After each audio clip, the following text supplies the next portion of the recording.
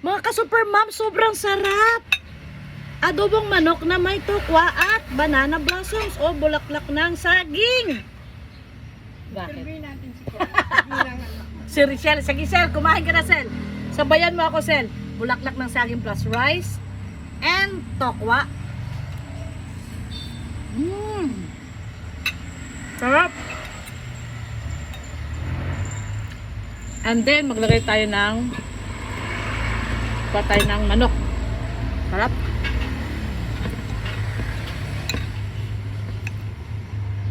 Of course, manok. Sarap ng manok. Tamang-tama lang ano. Tamang-tama lang yung lambot. Hindi matigas, hindi sobrang lambot, hindi matigas. Tamang-tama lang. And then, ang tinimpla ko lang pala nito, ginisa ko lang ng sibuyas bawang, maraming sibuyas. Hala Sel, hindi nalagay sibuyas puti. Patay. Kaya pala sabi ko parang may kulang. Maglalagay ako sibuyas puti. Sarap. And then, hindi to nilagyan ng tubig. Ang pinakatubig niya guys, tinimpla ng anak ko ng toyo, suka at saka oyster sauce. Ayan. Tapos ang manok, may natural na tubig yung manok kasi di bang manok pag hinugasan mo sumisip-sip yung tubig. So yun yung pinakatubig niya. Hanggang sa pinakulo ng anak ko hanggang sa lumambot. So the result is so delicious. Super. Woo. Masarap to pag may coke. Bawal sa diabetic. Kaya water lang tayo ka-super mom.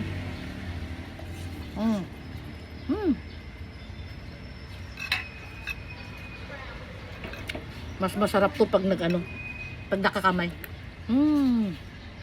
Balat. Ayaw kong kainin.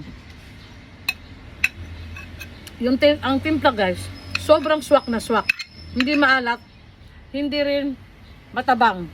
Plus, naglagay din ng konting kalahating kutsarang asukal ang anak ko para to balance the taste. So, swak na swak. Kumakain na si Richelle. Napakamay si Richelle sa sarap. Ano na sa Sel? Ba't ka naiya? Sabi mo totoo. Masarap hindi. Sa pilitan. Ha? Totoo. Masarap nga. Hindi nga guys. No joke. Masarap. Masarap siya. Kaya yung typical lang o ordinary na pagluluto natin na adobong manok na toyo, suka, konting asukal. Yan. Masarap. Nilagay pa pala ng anak ko to ng dahon ng laurel ba? Tama ba? Ito. Kalimutan ko. Laurel ba? Hindi, si Andres Bonifacio. Andres Bonifacio. Ta. Yan. Bago. Kasi bagong bili ko. Tandang laurel yan. Sarap! Lolo Nico. So, try nyo guys magluto. Adobong manok with tokwa and banana blossoms. Naku, mapapakamay kayo. Tamad lang ako magkamay ngayon. Kaya nag-inarte ako, nagkukaratinidor ako. Pero ang sarap guys, super. Kumuha ko ng 2 pakpak, parte ng manok dahil that's my favorite part ng manok, pakpak. At maraming tokwa. Pinirito ko muna siya bago ko siya hinalo. Kasi pag hindi ko siya iprito or hindi niya ipiprito, madudurog siya. Kaya pinirito ko muna ng bahagya. Yung pina-firm ko lang yung gilid-gilid, hindi naman siya over-fry, yung malatigas na ayaw ko ng ganon. So, malambot pa rin siya kagatin. See? Kinanispik ulit yung gilid-gilid ng tokwa. Yan lang, sarap. Try nyo rin lutuin. Adobong manok with tokwa and bulaklak ng saging.